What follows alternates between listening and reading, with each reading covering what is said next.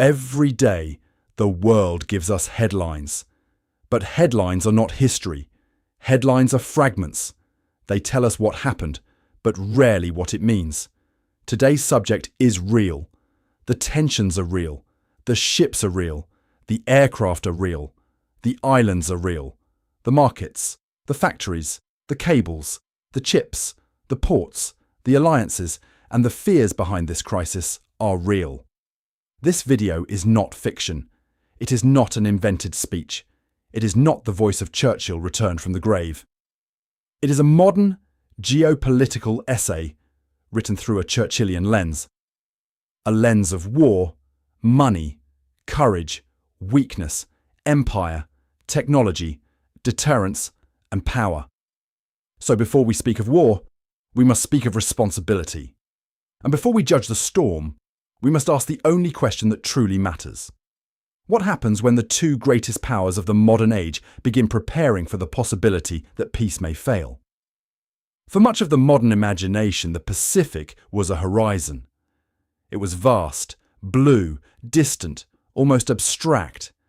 It was the place beyond the map of Europe's old wars, beyond the trenches, beyond the ruins of the 20th century's familiar battlefields. But history does not remain where memory prefers to keep it.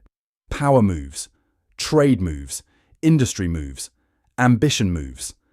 And in the 21st century, the great weight of the world has shifted eastward, across the waters where American power, Chinese ambition, Japanese anxiety, Filipino sovereignty, Taiwanese survival, Korean security, Australian strategy, and global commerce now meet. The Pacific is no longer merely an ocean. It is an arena. It is the water through which the world's goods move. It is the space where naval power is measured, where air forces test each other's nerves, where coast guards become instruments of national will, where islands can become symbols, where reefs can become fortresses, where a single collision, a single misjudged maneuver, a single political order given in anger may travel farther than any missile. It is where the old language of empire returns, wearing the uniform of the modern age. Ports, cables, chips, satellites, sanctions, supply chains, aircraft carriers, drones, industrial capacity, and public morale. And at the center of this storm stands Taiwan. To call Taiwan only an island is to misunderstand the crisis before the crisis even begins. Taiwan is geography, yes. It sits in the first island chain, in waters that matter deeply to the military balance of Asia. But it is also politics. It is a democracy that governs itself. It is a symbol of sovereignty claimed by one power and defended by another people. It is a test of American credibility. Not because America rules Taiwan, but because American strategy in the Pacific has long rested on the belief that alliances, deterrence, and forward presence can prevent a hostile power from rewriting the regional order by force. Taiwan is also technology. The modern world runs through silicon, phones, cars, data centers, missiles, hospitals, banking systems, artificial intelligence, factories, logistics, electricity grids, all are tied, in one way or another, to the invisible architecture of semiconductors. Taiwan is central to advanced chip production. That does not mean the world is helpless, nor does it mean every chip comes from one island. But it does mean that a crisis around Taiwan would instantly become more than a military crisis. It would become an industrial crisis, a market crisis, a supply chain crisis, and a psychological crisis for every nation that has mistaken efficiency for resilience. This is why the question of Taiwan cannot be treated like a local dispute on the far side of the world. In our century, distance has become deceptive. A blockade in one sea can raise prices in another continent. A cyber attack in one capital can shake confidence in another. A disruption in chip production can reach the factory floor, the car dealership, the hospital, the stock exchange, the pension fund, and the ordinary household. The modern citizen may not follow naval movements in the Taiwan Strait, But the modern citizen lives inside the system those movements could threaten. China sees Taiwan as a core national interest. Beijing claims Taiwan as part of China and has not renounced the use of force. Chinese leaders speak of reunification as a historic mission, not as a minor policy preference. To understand this is not to endorse it. It is to recognize the seriousness with which Beijing frames the issue. A Churchillian mind would never begin with comforting illusions about how an adversary defines its own interests. He would ask, what does the other side believe is sacred? What does it believe is unfinished? What does it believe history demands? What is it willing to risk? And what might it misread in the hesitation of others? Taiwan, for its part, rejects Beijing's sovereignty claim. Its government says the future of the island should be decided by its people. That statement is simple, but behind it stands the entire moral and strategic difficulty of the crisis. If Taiwan's people are told that their future may be settled by coercion, then democracy itself is placed under pressure. If Beijing is told that force would be met with unbearable resistance, then deterrence holds, unless Beijing concludes the warning is hollow. If Washington supports Taiwan too weakly, it may invite miscalculation. If it supports Taiwan recklessly, it may intensify the very danger it seeks to prevent. There lies the awful balance of statesmanship. Deterrence without provocation, support without surrendering control of escalation, strength without intoxication, restraint without cowardice. It is easy for commentators to demand simplicity. It is harder for nations to live with complexity. America does not face a clean choice between war and peace, between courage and caution, between firmness and diplomacy. It faces a darker question. How does a great power prevent war against another great power when both sides believe the stakes are historic? That question cannot be answered by slogans. It cannot be answered by pretending war is inevitable. It cannot be answered by pretending war is impossible. The first error makes catastrophe sound noble. The second makes preparation sound unnecessary. Both are dangerous. A Churchillian mind would likely begin with a warning. Peace is not preserved by refusing to name the danger. Peace is preserved when danger is named early enough for free societies to prepare before panic becomes policy. Around Taiwan, the signs of pressure are not imaginary. China conducts regular military activity near the island. Taiwan has carried out drills designed to strengthen its defensive capacity, including more realistic exercises and mobile systems meant to make the island harder to coerce or seize. Chinese Coast Guard activity near Taiwan and nearby waters has become another recurring source of tension. Each patrol, each exercise, each statement may be described as routine by one side and provocative by the other. This is how danger accumulates in the modern world. Not always through a single declaration, but through repetition, fatigue, normalization, and the gradual narrowing of political space. The Taiwan Strait is not the only flashpoint. To the south, the South China Sea is not merely water. It is a corridor of trade, a zone of military movement, a field of resources, a theatre of national pride, and a test of international law. The disputes between China and the Philippines have shown how quickly maritime pressure can become diplomatic crisis. Coast Guard vessels, water cannons, floating barriers, disputed shoals, contested reefs. These may sound small when compared with the language of World War. But history has often turned on places that once seemed small. There are moments when a shoal is not a shoal. It is a question: who controls the sea?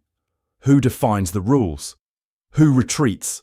Who proves resolve? Who risks humiliation? And who is watching? Japan is watching. The Philippines is watching. South Korea is watching. Australia is watching. India is watching. Europe is watching, whether it admits it or not. And America is watched most of all. The United States is not alone in the Pacific, and that is one of the most important facts in the entire crisis. US alliances with Japan, South Korea, the Philippines, Australia, and other partners are not decorative. They are the structure of deterrence. They are the political and military architecture that tells any would-be aggressor that a crisis will not be measured against one isolated nation alone. But alliances are only as strong as their credibility. They must be funded, exercised, coordinated, and believed. A treaty that is doubted is weaker than a smaller force that is trusted. A promise that is not backed by capacity can become more dangerous than silence, because it may encourage friends to rely on it and opponents to test it. Churchill understood alliances not as diplomatic theatre, but as instruments of survival. He knew that the free world, when divided, could appear rich and still be weak. He knew that speeches without factories are vanity. He knew that courage without ships, aircraft, ammunition, logistics, and public endurance is sentiment. He knew that a democracy which waits until the storm breaks before building its shelter has already surrendered time to its enemies. This is where the Pacific crisis becomes more than a military story. Modern war is no longer only a contest of fleets and armies. It's a contest of systems. Satellites guide, cables connect, chips compute, ports load, banks clear payments, insurance prices risk, energy markets measure fear, social media spreads panic faster than official statements can contain it. Cyber systems blur the line between peace and conflict. Financial markets do not wait for declarations. They move on expectation, rumour, and the first smell of uncertainty. If a serious U.S. China crisis began, the world economy would feel it almost immediately. Technology stocks could tremble before a shot was fired. Shipping rates could move before governments finished their meetings. Companies could begin emergency planning. Investors could search for safe havens. Asian currencies could come under pressure. The dollar could be pulled in two directions at once, strengthened by fear, questioned by the scale of the crisis. Inflation, which citizens often imagine as a domestic problem, could return through disrupted supply chains, higher transport costs, energy uncertainty, and shortages of critical components. This is one of the great weaknesses of the comfortable age. Nations built systems for profit and speed, then mistook them for systems of security.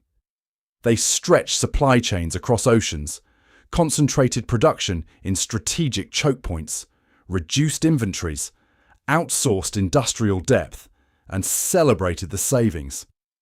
For years, this looked like wisdom. In a crisis, it may look like dependence. A Churchillian observer would not condemn trade itself. Trade can soften rivalry. Trade can enrich nations. Trade can create habits of cooperation. But he would warn against the lazy belief that economic connection makes war impossible. Europe before 1914 was deeply connected. The great powers traded, invested, borrowed, lent, and still marched into disaster. The lesson is not that trade is useless. The lesson is that trade without prudence can become a sedative. It can make nations believe that because war would be irrational, therefore war cannot happen. But history is filled with irrational outcomes produced by rational men who misjudged one another. That is the word that hangs over the Pacific. Miscalculation. Not certainty. Not destiny. Miscalculation. One side may believe the other lacks will. One side may believe the other is too divided. One side may believe elections, economic problems, public fatigue, or alliance doubts have created a window. One side may believe a limited action will remain limited. A quarantine may be described as pressure, not war. A patrol may be described as law enforcement, not coercion. A cyber operation may be described as signalling, not attack. A military exercise may be described as routine until the other side treats it as preparation. The danger is not only that leaders may choose war, the danger is that leaders may choose pressure and discover, too late, that pressure has its own momentum.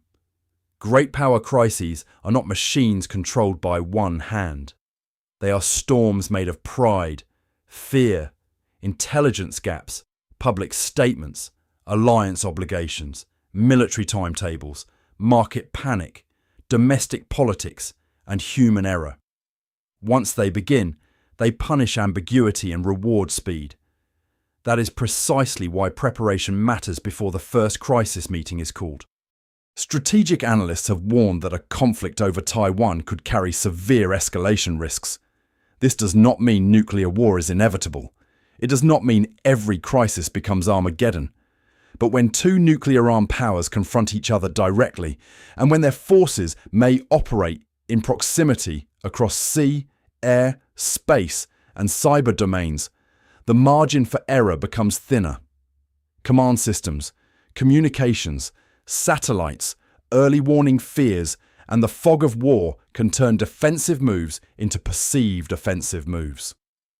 A world accustomed to slow diplomacy may discover that modern military systems move faster than political judgment. And yet, the answer is not despair. The answer is seriousness. War between America and China is not certain. It is not written in the stars. It is not demanded by geography. It is not ordained by economics. It is a possibility, and because it is a possibility with consequences almost beyond measure, it must be steered with simmerfrein, gyroforu, and fame Sarah Palmfrein. So at fear, to refuse to think about it is not peace. It is negligence disguised as calm. What would Churchill see? He would see Chinese strength, certainly. He would see a rising power with shipyards, missiles, industrial scale, political will, and a deep historical grievance over Taiwan. He would see a China that has built military capacity not as ornament, but as instrument. He would see that Beijing's ambitions cannot be dismissed as theatre. But he would also see Western hesitation. He would see democracies struggling to explain sacrifice to their citizens. He would see industrial weakness hidden beneath financial wealth. He would see political division at the very moment unity is most valuable. He would see nations that speak of deterrence while debating whether they still possess the factories, shipyards, stockpiles, and patience required to sustain it. He would see publics exhausted by crisis, tempted by comfort, suspicious of leadership, and eager to believe that oceans still protect them from history. He would warn that weakness does not always cause war, but it can invite dangerous tests. He would warn that ambiguity can preserve peace when backed by strength, but can invite disaster when backed by confusion. He would warn that dictatorships and democracies often read time differently. Democracies hope problems can be postponed. Rivals may interpret postponement as decline. The Pacific, then, is not simply a military theatre. It is a mirror. It shows the condition of American power.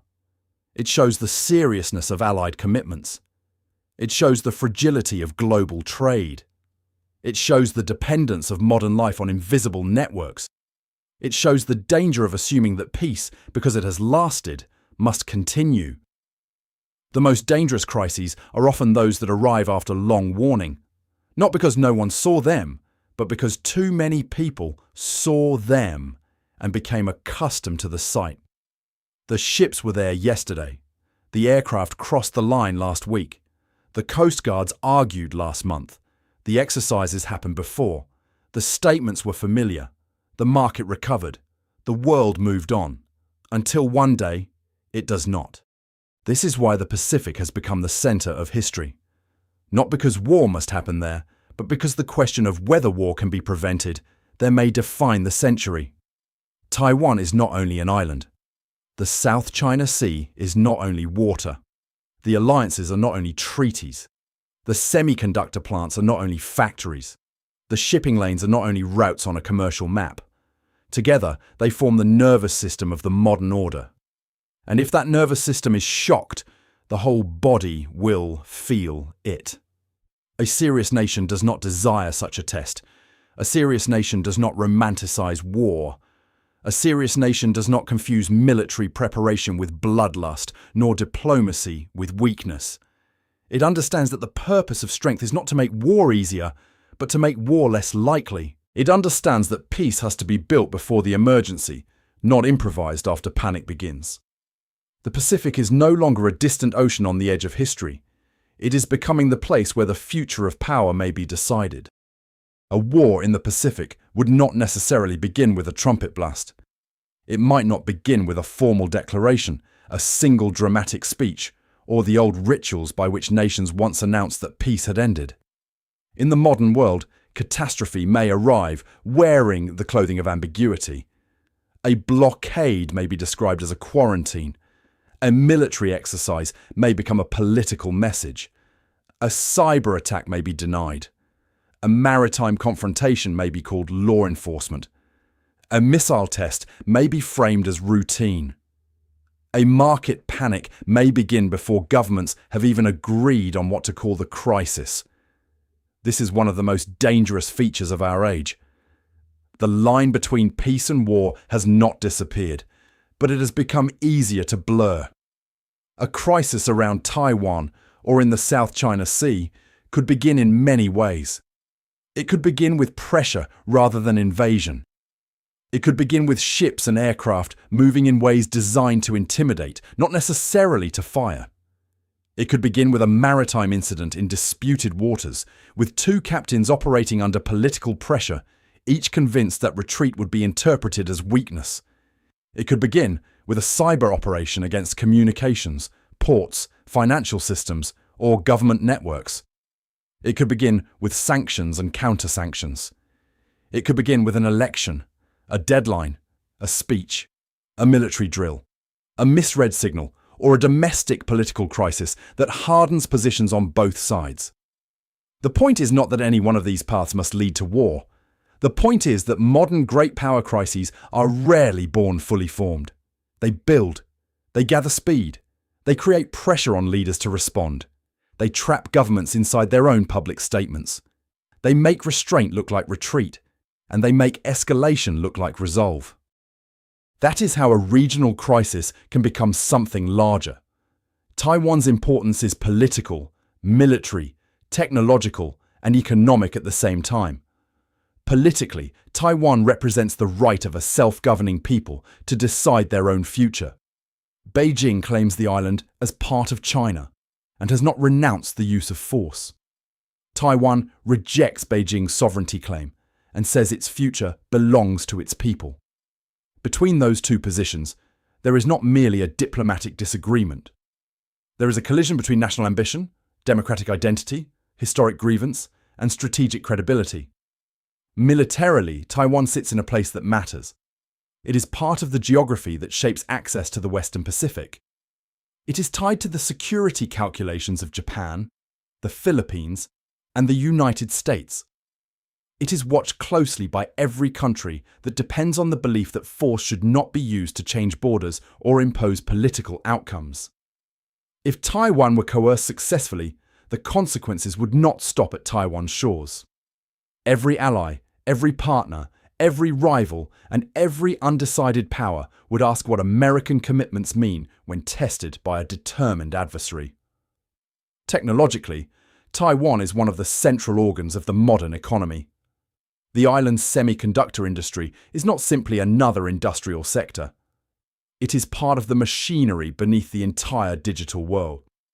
Advanced chips are used in artificial intelligence, defense systems, smartphones, cloud computing, vehicles, medical equipment, industrial automation, and countless systems that ordinary people use without ever thinking about their origin.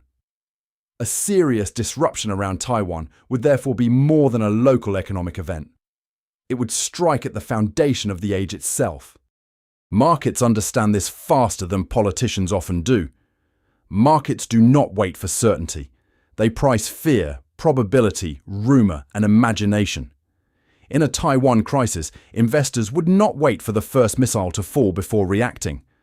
They would look at shipping risk, insurance costs, chip supply, energy routes, sanctions, export controls, currency pressure, and the possibility that two nuclear-armed powers might be moving toward direct confrontation. Technology stocks could fall sharply. Companies dependent on advanced chips could face immediate uncertainty. Asian markets could tremble. global exchanges could discover that a conflict in one strait can become a shock in every portfolio. In such a moment, the ordinary citizen would learn what globalization truly means. It does not mean the world is peaceful. It means the world is connected. And because it is connected, a crisis in one place can become a bill paid everywhere else. Prices could rise. Deliveries could slow. Companies could delay hiring. Factories could face shortages. Governments could face pressure to increase defense spending. Energy markets could react to uncertainty. Insurance for shipping could become more expensive. Currency markets could swing as investors search for safety. Gold and other safe haven assets could attract attention, not because they solve the crisis, but because fear always searches for a refuge. The dollar could become both a shelter and a question. In moments of danger, investors often run toward American financial power. But in a crisis involving America and China, the same dollar-centered system would also become part of the battlefield of sanctions, payment restrictions, reserves, debt, and financial pressure. The world would not only ask who has the stronger fleet, it would ask who can endure financial disruption, who can keep allies aligned, who can keep factories running, who can manage inflation, who can sustain public confidence, who can survive the long strain after the first dramatic week has passed. This is why a Pacific War, even if limited at first, could never be only a military event. Modern war enters the factory, the port, the bank, the power grid, the school, the supermarket, and the mind of the citizen. It does not remain on a map. It travels through prices, shortages, screens, speeches, rumours, and fear. A Churchillian mind would recognise this immediately. He would not look only at the ships. He would look at the shipyards. He would not look only at the missiles. He would look at the factories that produce them. He would not look only at the alliances. He would ask whether they are politically real. He would not look only at the stock market. He would ask whether the public understands that wealth without resilience can disappear into panic. And he would ask a brutal question. Has the free world built a system of strength or merely a system of comfort? The South China Sea reveals the same danger in another form. It is not just water. It is one of the great corridors of world trade. It is also a field of disputed claims, national pride, resource competition, legal arguments, and military positioning. Tensions between China and the Philippines have already shown how maritime pressure can create repeated confrontations. Scarborough Shoal, Second Thomas Shoal, Coast Guard vessels, supply missions, floating structures, accusations, warnings. These are not random incidents. They are signals in a contest over who may act, who must yield, and whose version of order will prevail. The Philippines matters because geography matters.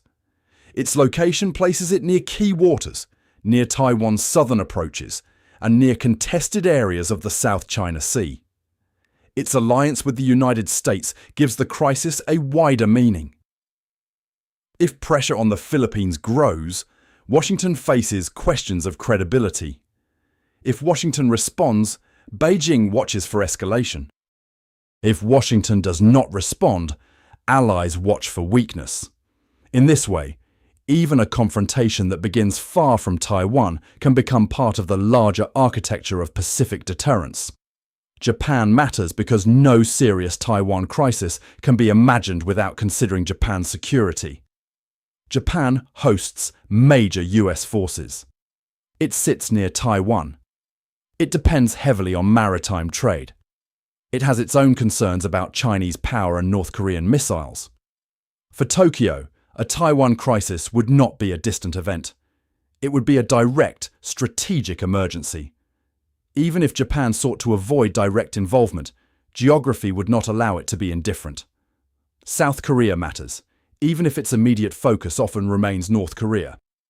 A major U.S. China crisis would force Seoul to calculate risk, alliance obligations, economic exposure to China, and the danger that North Korea might exploit distraction. Australia matters because it is part of the broader allied structure in the Indo-Pacific, tied to intelligence, technology, defence cooperation, and the political will of the wider democratic world. Europe matters because it may wish to believe the Pacific is far away, but its companies, currencies, energy markets, defence budgets, and political stability would feel the shock. NATO may not be a Pacific alliance, but NATO countries live in the same global economy. Their supply chains rely on Asian manufacturing. Their defence industries rely on critical components. Their inflation rates react to global transport and energy shocks. Their publics react to financial fear. Their governments would face pressure to take positions, impose sanctions, protect shipping, support allies, or reinforce other theatres if rivals elsewhere decided to test Western attention. This is another danger of a Pacific crisis. The world does not stop elsewhere because America is focused on China. Russia would watch, Iran would watch, North Korea would watch. Every power dissatisfied with the current order would watch for distraction, hesitation, and exhaustion. They would ask whether America can handle more than one crisis at once. They would ask whether Europe can defend its own neighbourhood if American attention shifts eastward. They would ask whether sanctions fatigue, political division, and public fear create openings. A war in the Pacific might not automatically create wars elsewhere, but it could change calculations everywhere. This is how regional wars become world crises. Not always through formal alliances marching in perfect sequence, as in the old history books. Sometimes they expand because every rival sees opportunity. Sometimes they expand because markets transmit panic faster than diplomats can contain it. Sometimes they expand because sanctions in one region provoke shortages in another. Sometimes they expand because cyber pressure crosses borders invisibly. Sometimes they expand because the credibility of one alliance becomes the test case for all alliances. The 21st century may not repeat the world wars of the 20th century.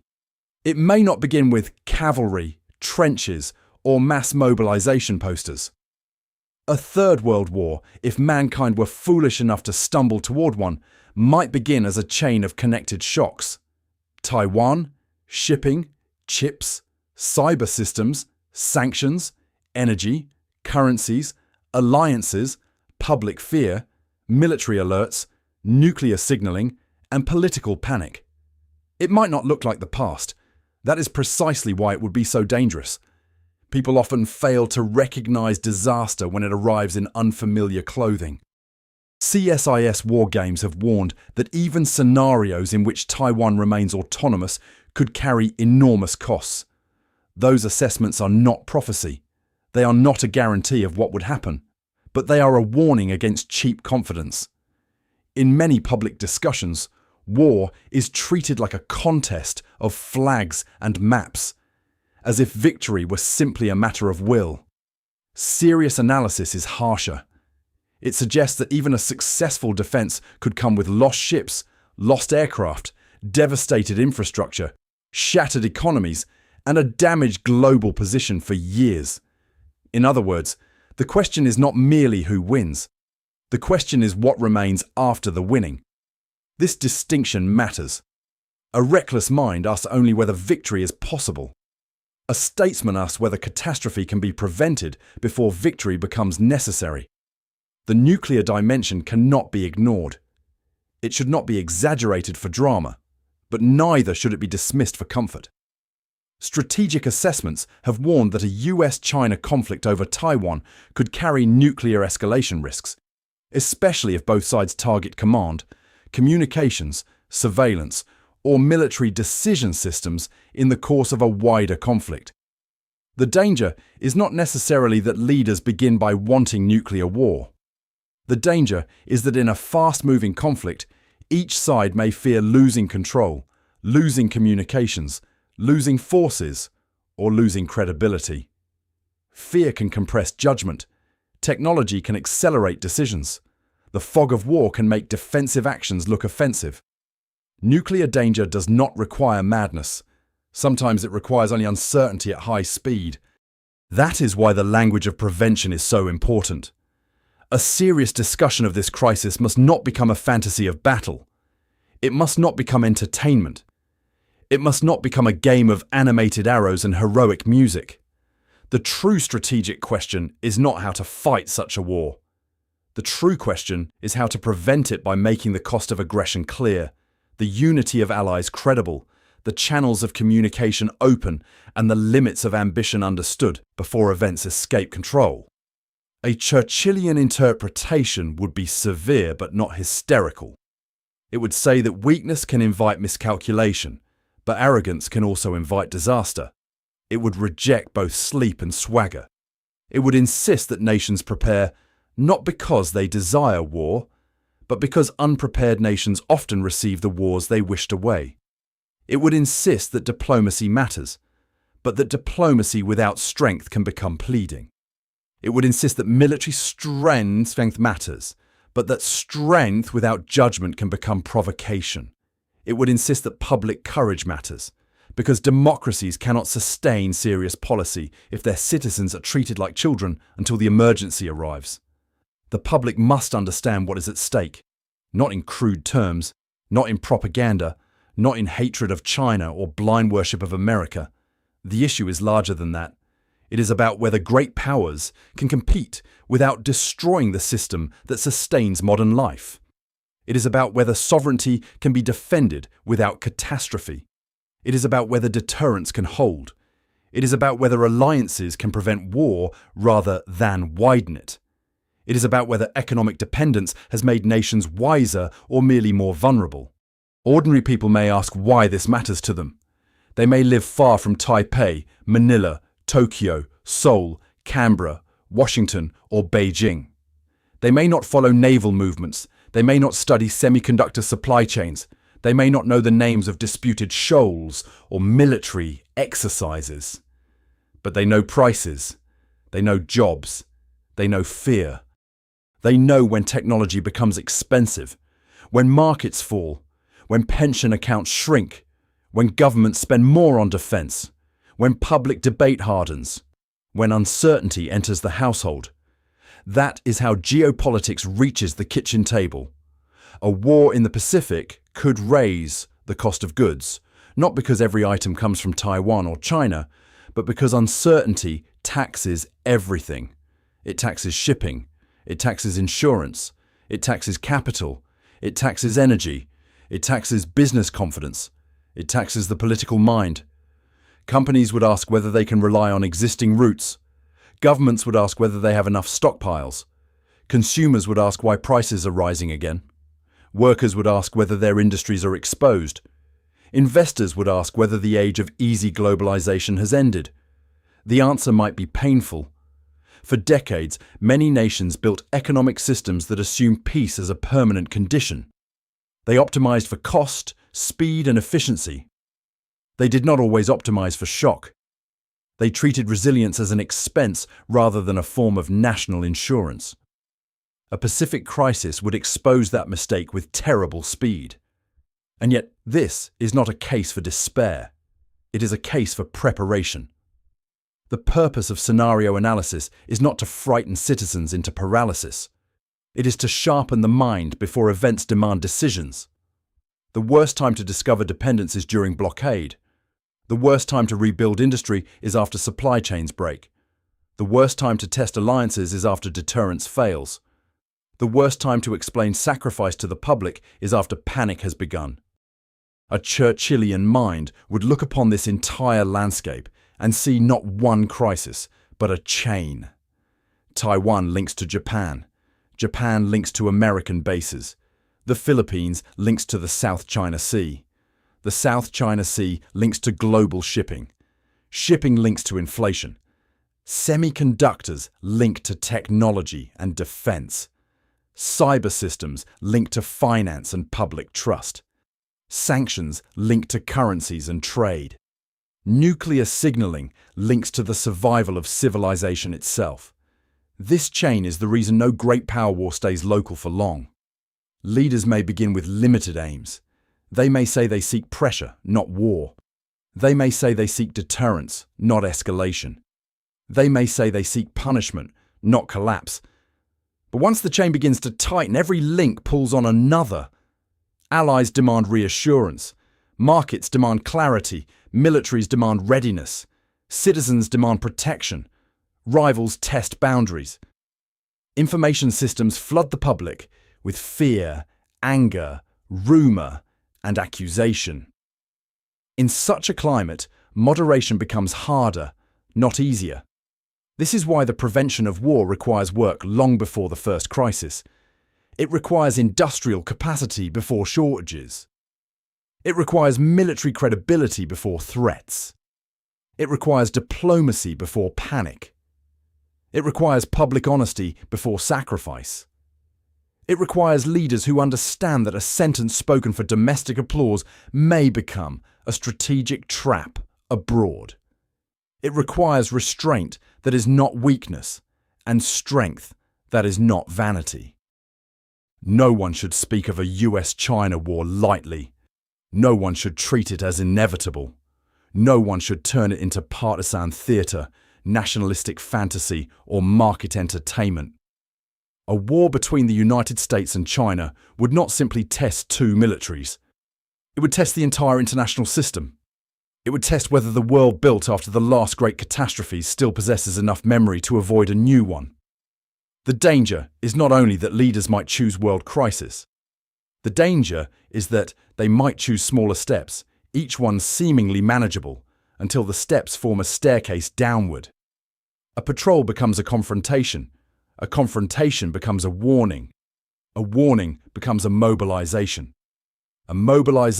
becomes a sanction becomes retaliation becomes cyber pressure becomes financial panic becomes political pressure becomes military movement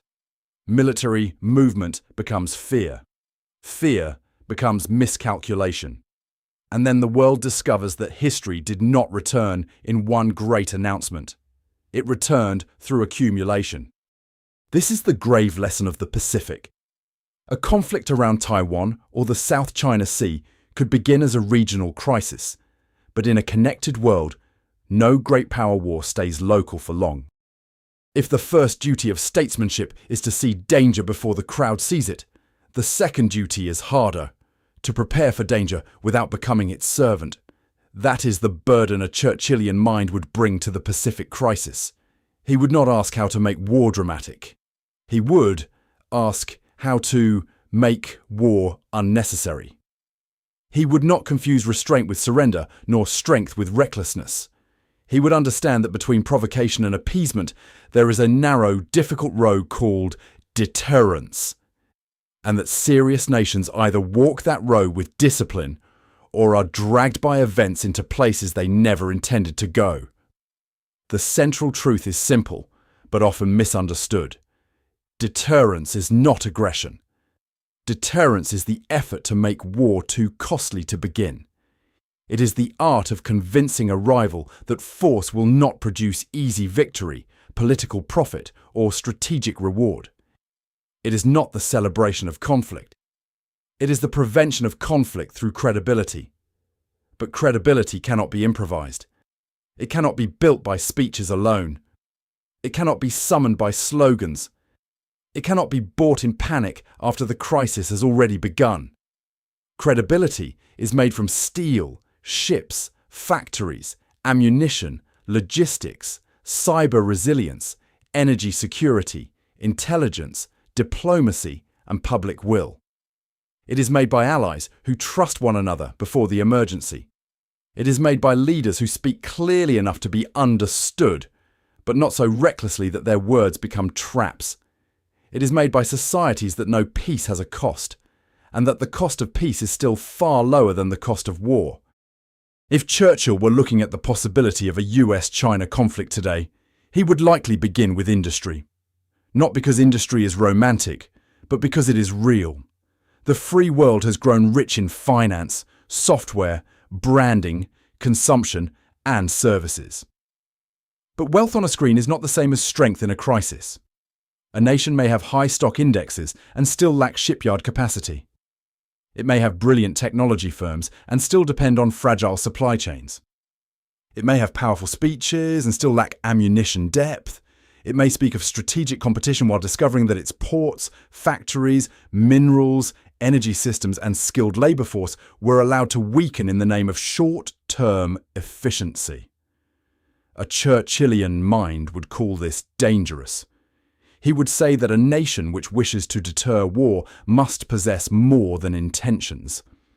It must possess capacity. It must be able to build, repair, replace, transport, fuel, connect, and endure.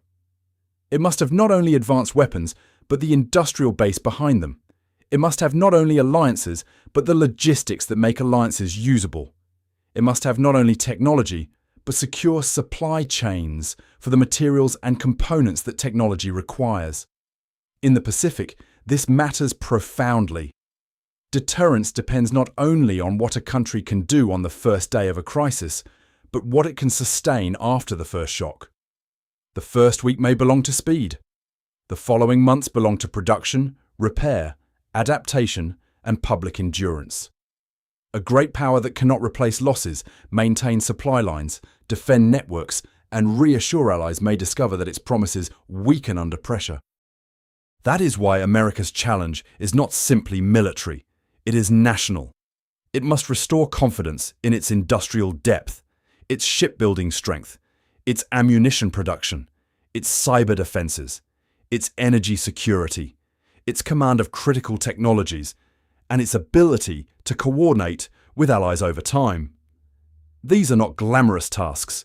They do not fit neatly into campaign speeches. They require discipline, investment, planning, and political seriousness. But serious nations are not measured by what they announce. They are measured by what they can sustain. And the same is true for alliances. A Churchillian mind would never treat allies as decoration. He would not speak of them only at summits, only in communiques, only in ceremonies of flags and handshakes.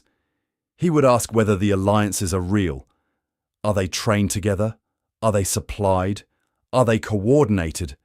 Are the political commitments understood by the public? Are the defence plans credible? Are the governments prepared for economic pressure, cyber pressure, and information warfare?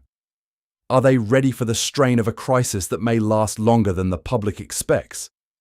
Japan, South Korea, the Philippines, Australia, and other partners are not distant names on a map. They are central to the balance of the Indo-Pacific. Their geography matters. Their bases, ports, airfields, intelligence networks, political decisions, and public courage matter. In a Taiwan crisis, they would not all face the same risks or make the same choices.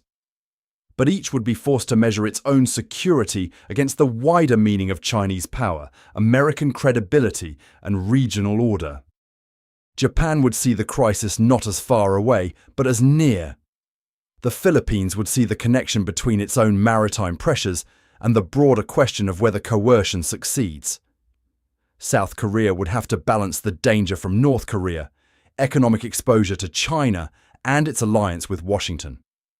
Australia would face the reality that distance no longer means insulation. Europe would be forced to admit that the Pacific is not another planet. A shock to Taiwan, chips, shipping, China, the dollar and global trade would strike European factories, households, defence budgets, and political stability as well. This is one of the great illusions that must be broken, that Europe can treat the Pacific as a distant theatre, while depending on the economic bloodstream that runs through it. The modern world does not allow such innocence. If semiconductors are disrupted, Europe feels it. If shipping is disrupted, Europe feels it. If inflation returns through supply shocks, Europe feels it. If American power is absorbed in the Pacific, Europe feels it in its own security neighbourhood. If China, America, and global markets enter crisis together, no major economy remains untouched. A Churchillian statesman would therefore demand seriousness from Europe too. Not panic, not militarized hysteria. Seriousness. He would say that a continent which relies on the global order must contribute to defending the conditions that keep that order from collapse. He would say that defense spending is not merely a budgetary nuisance, but insurance against a world in which coercion becomes cheaper than restraint. He would say that industrial weakness is not an accounting detail, but a strategic vulnerability. Yet he would also warn against the opposite danger: reckless provocation. To prepare for war is not to desire war. To deter China is not to humiliate China. To support Taiwan is not to erase the need for diplomacy. To strengthen alliances is not to close every door to negotiation. A serious policy must avoid the twin cliffs of cowardice and arrogance. On one side lies appeasement, the belief that if enough is conceded, ambition will become satisfied. On the other side lies recklessness, the belief that strength permits carelessness, insult, or theatrical confrontation. Both are forms of unseriousness. Appeasement tells the rival that pressure works. Recklessness tells the rival that restraint is pointless. Appeasement may invite a test. Recklessness may create one. A Churchillian approach, properly understood, would not be a thirst for confrontation. It would be a disciplined refusal to make weakness the language of peace. The goal should not be war with China. That must be said clearly. China is not a fantasy villain. It is a vast civilization, a major economy, a nuclear armed power, a society of more than 1 billion people, and a central actor in the modern world. Hatred is not strategy. Insult is not deterrence. National vanity is not wisdom. The objective of serious statecraft is not to destroy China, not to humiliate its people, not to close the world into permanent hostility. The objective is to prevent coercion from becoming the method by which the future is decided. The best outcome is not victory after catastrophe. The best outcome is prevention before catastrophe. This requires diplomacy, real diplomacy.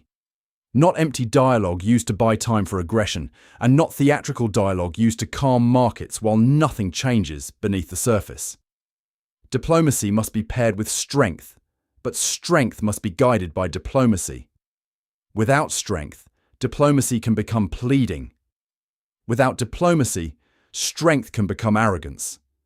The art is to keep both alive, to prepare for the worst while leaving room for the better.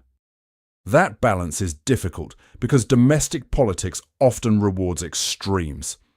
One side wants to speak as if war is inevitable, as if the only question is whether one is sufficiently hard. Another side wants to speak as if danger itself is an exaggeration, as if naming the risk somehow creates it. But history punishes both illusions. The world does not become safer because leaders perform toughness, and it does not become safer because leaders perform calm. It becomes safer when leaders are serious. Seriousness means telling the public the truth. Peace has a cost. Supply chain resilience has a cost. Defense readiness has a cost. Cybersecurity has a cost. Energy independence has a cost. Strategic stockpiles have a cost. Industrial renewal has a cost. Alliances have a cost. But these costs are not the price of war. They are the price of making war less likely. A democracy that hides these costs from its citizens weakens itself. It creates a public that expects security without sacrifice, global influence without responsibility, prosperity without resilience, and peace without preparation. Then, when crisis comes, the same public feels betrayed by realities it was never asked to face. Churchill would not flatter such a public. He would respect it enough to speak plainly. He would say that free societies must not sleepwalk into danger. He would say that comfort is not safety. He would say that delay is not strategy. He would say that economic dependence is not the same as stability. He would say that a nation which cannot bear the inconvenience of preparation may later bear the agony of emergency. And he would remind ordinary people that this is not only the business of generals and diplomats. A Pacific crisis would not remain confined to war rooms. It would touch jobs, prices, savings, pensions, technology, energy bills, mortgage rates, government budgets, public trust, and political fear. The citizen who believes Taiwan is far away may discover that the chip in a car, the price of a phone, the value of a retirement account, the cost of groceries, and the stability of employment all live inside the same global structure. The worker who does not care about shipping lanes may care when shipping disruption becomes inflation. The investor who does not study alliances may care when markets fall, because alliances are being tested. The parent who does not follow the South China Sea may care when fear enters the future their children are inheriting. This is how history reaches private life. Not as an abstract lecture, but as a pressure on the household. The greatest danger remains miscalculation, not destiny, not prophecy. Miscalculation. One side believing the other lacks will. One side believing the other is too divided. One side believing the other cannot endure losses, cannot sustain sanctions, cannot hold allies together, cannot absorb economic pain, cannot explain sacrifice to its people. A war may begin not because leaders want the end of peace, but because each side believes the other will step back first. This is why clarity matters. Not reckless clarity, not theatrical threats, but strategic clarity. The kind that tells allies they are not alone.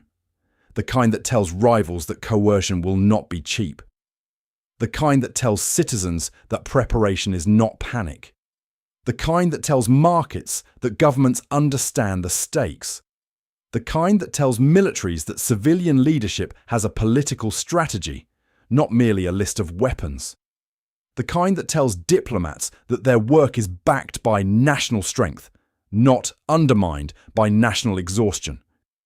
At the same time, channels of communication must remain open. In a crisis between nuclear-armed powers, silence is dangerous. Misunderstanding can kill. Leaders must be able to signal limits, clarify intentions, manage incidents, and create off-ramps. The purpose of dialogue is not to pretend differences have vanished. It is to prevent those differences from becoming uncontrollable. Even in the darkest moments of rivalry, statesmanship must preserve some path away from the cliff. That is not weakness. It is civilization. A Churchillian mind would understand something else. The free world must not confuse moral confidence with strategic laziness. It is not enough to say that democracy is better. It must also be competent. It must build. It must coordinate. It must defend networks. It must protect infrastructure. It must educate citizens. It must reform procurement. It must reduce dependencies that can be used as leverage. It must maintain military readiness without allowing militarism to infect the soul of the nation. It must prove that free societies can act with speed without becoming authoritarian, and with strength without becoming reckless. This may be the central test of the century. China's rise has forced America and its allies to confront questions they postponed for too long. Can open societies rebuild industrial capacity after decades of offshoring? Can they sustain alliances when domestic politics is fragmented? Can they explain long-term strategy in a culture addicted to short-term outrage?